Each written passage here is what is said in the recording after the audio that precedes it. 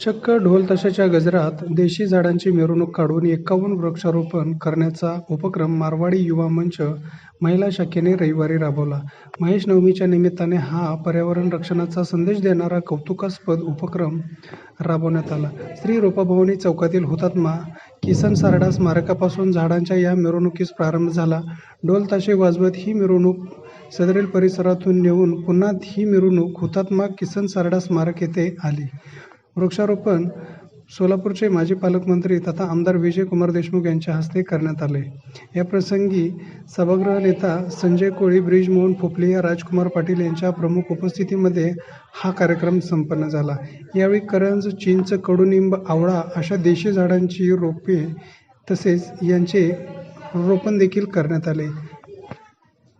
या कार्यक्रमात संयोजक श्रीनिवास दायमा, गिरीश पोपलिया, राकेश सोनी, मारवाडी युवा मंचचे अध्यक्ष आशिष उपाध्ये, सचिव कृष्णा झंवर, सोलापूर जिल्हा माहेश्वरी युवा संघटनेचे अध्यक्ष विठ्ठल काबरा, सचिव कल्पेश हरकुट, मारवाडी युवा मंच महिला शाखेच्या अध्यक्षा सुनीता बजाज, सचिवा शैला सोमाने आदी उपस्थित होते.